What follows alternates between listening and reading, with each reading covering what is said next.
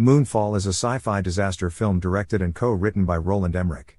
Starring Halle Berry, Patrick Wilson, and John Bradley, it ranks among the stupidest, most ridiculous movies to come from a director like this, and that's saying something.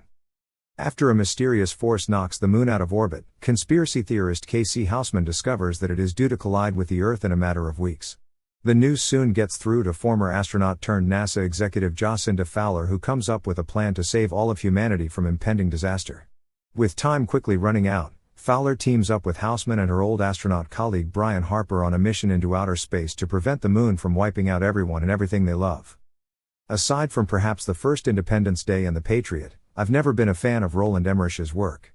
Like Michael Bay, I think his films are too reliant on mindless explosions and destructive forces rather than meaningful stories and properly developed characters.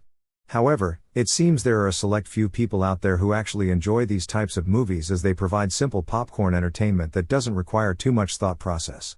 While I can understand the need to turn one's brain off every now and then to unwind, there's only so much implausibility I can handle before it starts to get on my nerves. Moonfall is another example of what Emmerich's movies are capable of, and that is overcompensating for a lack of intelligent storytelling with as much CGI-filled destruction as possible. What surprised me the most was that in spite of its ridiculously silly plot, the film never once had me invested in anything that was happening. Usually the cheesiest of films have at least one thing that can hold my interest, but as I was watching I could never find anything remotely worthwhile following. It was at that point I realized what was wrong. I had already seen everything in this film years ago.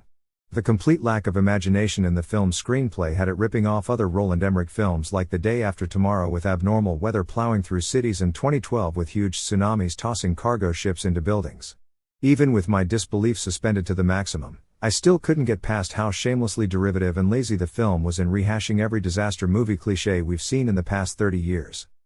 Oftentimes I'm willing to forgive a film's implausible story if there is a certain amusement factor to balance things out. The problem with this film is that I struggled to find anything fun or entertaining that's worth mentioning.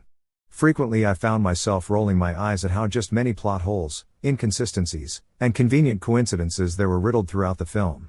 Additionally, there's no feeling of suspense or tension whenever a character is placed in a dangerous situation. For example, during a lengthy car chase I didn't feel any excitement because I could immediately the main characters would survive merely because the plot demands it. Moments like this take me out of the movie since I can only sever my disbelief for so long before I tune out altogether. Because of this, within the first half hour, I was already bored out of my mind. As for the CGI effects, they are mediocre at best. Sure, there are some decent shots of the moon drifting closer towards the Earth that give off a sense of peril, but everything else looked incredibly unconvincing. For example, during the previously mentioned car chase scene, each of the cars looked so fake that it felt as though I were watching a cutscene from a PlayStation 2 game. This may have looked alright 30 years ago, but this is coming from a film released in 2022. Perhaps I have simply become desensitized to all the much better looking CGI in films made by people who know what they are doing, whereas almost everything in this one seemed unusually amateurish.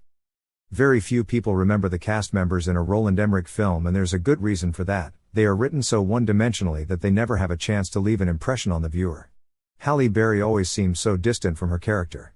She never once had me believe that she was the type of person who had crawled her way up the corporate ladder at NASA to become its deputy director. It's a shame because I think she is an otherwise talented actress who has unfortunately made a number of poor choices in picking roles since she won an Oscar. I assume she only did this film for the paycheck, so hopefully she made some decent money from this experience. Patrick Wilson tries to chew the scenery as a disgraced former astronaut, but I never once felt any sympathy towards him because his character is so bland and unlikable. In the beginning they attempt to set him up as a fallen hero seeking redemption, but most of the time he keeps digging himself deeper into despair. This man is intended to be someone the audience should care about, so it makes no sense for film to constantly show the negative aspects of his character to the point where you pity him rather than feel any admiration. There's only so much self-destructive behavior you can show someone inflicting on themselves before you lose respect for them and start to think that maybe they've earned their place at rock bottom. The only character that comes close to having some dimension was Houseman, played by John Bradley. Although he is essentially a stock conspiracy theorist who turns out to be right in the end, Bradley at least looks like he's having some fun with the role. Maybe it's because he's the only one of the three main characters whom the audience can sort of relate to simply because he seems more like an actual person than the others. With that said, he's still very similar to other conspiracy-focused characters in previous Roland Emmerich films like Woody Harrelson in 2012 and Randy Quaid in Independence Day, Which again brings to mind how cookie cutter all these films truly are. If I haven't made it clear by now, Moonfall is nothing more than another film to throw on the pile of Roland Emmerich disaster flicks that serves no other purpose than to show off as much mindless destruction and chaos as possible. It may not be as bad as 10,000 BC, but it's sure up there with the worst of his films. Then again, some people flock to Emmerich's movies for this very reason, so I suppose it should fill that void for those craving their fix. As for others who may be forced to sit through it, you might as well play what I like to call disaster movie bingo to pass some time until the credits. In fact, I'll even help you get started. Major landmarks destroyed? Check. Implausible science? Check. Nonsensical plot devices? Check. Forgettable supporting characters? Check. Incompetent military? Bingo.